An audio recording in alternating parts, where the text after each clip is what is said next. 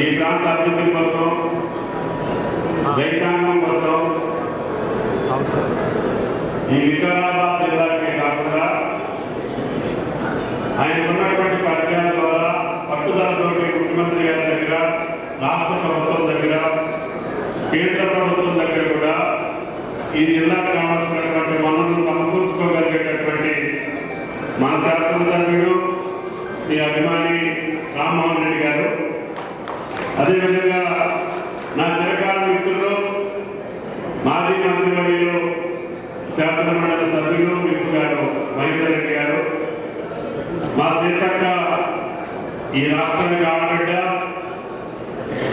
పేదల సమస్యలు, గిరిజన సమస్యలు ఆకలింపు చేసుకొని మన కోసం, మన అందరి కోసం తుపాకీ కూడా అడిలో వారేసి వచ్చి ఈరోజు కలం బట్టి పంచాయతీరాజ్ శాఖ మార్చింది.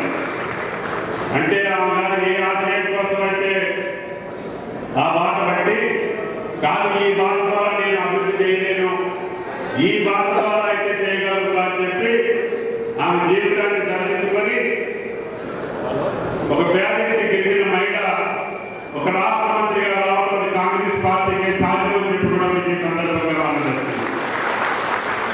మా ప్రాంతంలో ప్రదాతగా నిలిచి ఓటిన గెలిచిన ప్రజల మధ్య ఉంటూ ప్రజల పక్షంగా పోరాడుతున్నటువంటి రామ్మోహన్ రెడ్డి గారికి, పెద్దలు గౌరవనీయులు, మరి వ్యవసాయాన్ని పండుగలా చేయాలని అనునిత్యం ఒక యజ్ఞంలా వ్యవసాయ అభివృద్ధి కోసం పాటుపడుతూ రైతాంగాన్ని ఆదుకోవడంలో దేశంలో ఎక్కడ లేని విధంగా 2 లక్షల రూపాయలను ఏకకాలంలో మాఫీ చేయడంలో అగ్రభాగాన ఉన్నటువంటి వ్యవసాయ శాఖ మంత్రులు శ్రీ తుమ్మల నాగేశ్వరరావు గారు, పెద్దలు గౌరవనీయులు సోదరుడు మీ అందరికీ తెలిసినటువంటి వ్యక్తి మరి మహేందర్ రెడ్డి గారు, కలెక్టర్ గారు, అదేవిధంగా అడిషనల్ కలెక్టర్, అదేవిధంగా మార్కెట్ కమిటీ చైర్మన్ గారు, వైస్ చైర్మన్ గారు, డైరెక్టర్లు, ట్రైనీ కలెక్టర్ గారు, వేదిక మీద ఉన్నటువంటి సోదరులందరికీ, పత్రికా మీడియా సోదరులందరికీ కూడా వ్యవసాయ అభివృద్ధి శుభాకాంక్షలను తెలియజేస్తా ఉన్నాను.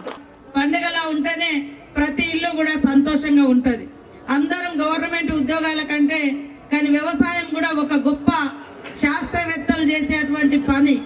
ఏ కాలంలో ఏ పంటకు ఎలాంటి మందులు వాడాలి, ఎప్పుడు నీళ్లు కట్టాలి, ఎప్పుడు ఎలాంటి ఎరువులు వేయాలి, ఏ టైంలో దాన్ని మళ్ళీ మార్కెట్కి తరలించాలి, ఇదొక గొప్ప శాస్త్రవేత్తలు చేసే పనిలాగా ఇవాళ మా రైతన్నలు వ్యవసాయ శాస్త్రవేత్తలుగా మీరు ఉన్నారు.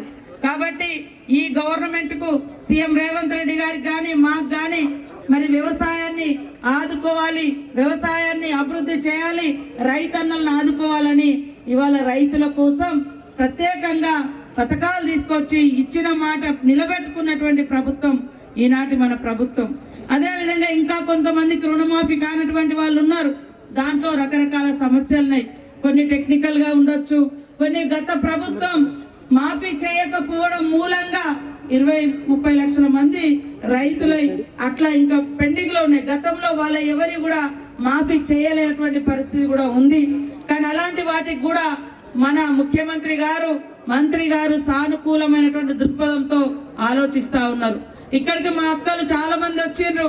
ఇవాళ ఆడకూతుర్లకు పెద్ద పీట వేసేది గవర్నమెంట్, మన గవర్నమెంట్.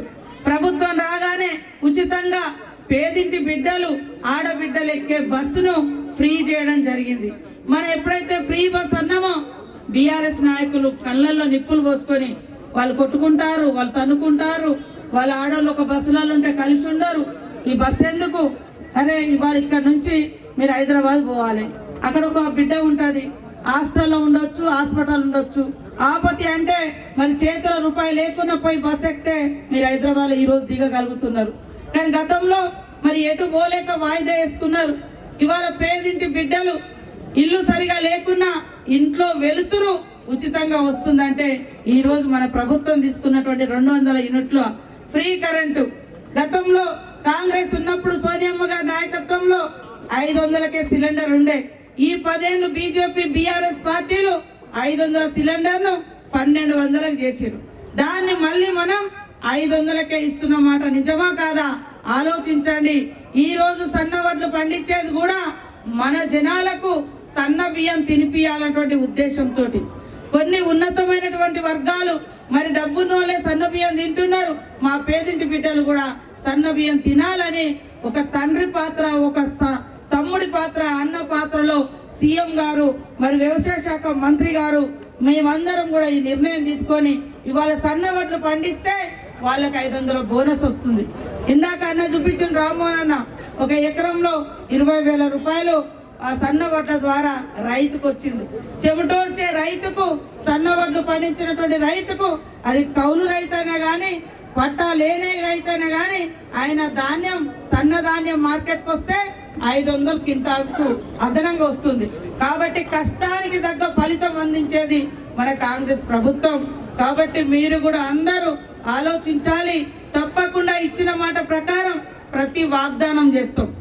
ఇవాళ ఒకటేసారి అన్ని అంటే మనం ఇంట్లోనే ఇవాళ వ్యవసాయం అనుకుంటాం, పెట్టగానే మరి పంట చేతికి రాదు, కొంత టైం పడుతుంది. మనం కూడా దాదాపుగా అన్ని వాగ్దానాలు 6 గ్యారంటీలలో 1-2 మిగిలి ఉన్నాయి, మిగతా అన్ని చేసుకుంటూ వస్తూ ఉన్నాం. అదే విధంగా వ్యవసాయం కూడా ఇవాళ మన జిల్లాలకు వస్తే మరి కందులకు ఫేమస్ తాండూరు, అట్లా కందులు కానీ పెసలు కానీ ఇంకా ఉల్లిగడ్డలు కానీ ఇవన్నీ కూడా చిన్నప్పుడు చిన్న శనగలు కానీ ఇవన్నీ పండించేది. ఇవన్నీ కనుమరుగైపోయినాయి, బయట నుంచి కొనుకొచ్చుకుంటా ఉన్నాం. మేము మొన్న మహారాష్ట్ర పోతే ఎకరం చేను చూస్తే అలా చెరుకు ఉంది, అలా చిన్న పచ్చజొన్నలు ఉన్నాయి, అలా మొక్కజొన్నలు ఉన్నాయి, అలా వరి ఉంది, పత్తి ఉంది, చిన్న చిన్న శనగలు ఉన్నాయి, ఉల్లిగడ్డలు కూడా ఎక్కువ పండిస్తారు, ఉల్లిగడ్డలు కూడా ఉన్నాయి. ఇన్ని పంటలు వాళ్ళు పండిస్తా ఉన్నారు, మనం ఒక దిక్కే పోతున్నాం. కాబట్టి పంటల మార్పిడి కూడా అవసరం. మనం ఇళ్ళల్లో ఏం వాడతామో ఆ పంట మనం పండించుకొని మనం తింటూ మిగతాది అమ్ముకునేటట్టు ఉంటే నిజంగా అందరికి ఉపయోగపడుతుంది. కాబట్టి రాబోయే కాలంలో కూడా ఈ రాష్ట్రంలో రైతులే రాజులు, మహిళలే మహారాణులు, యువకులే మరి ఈ రాష్ట్ర భవిష్యత్తు.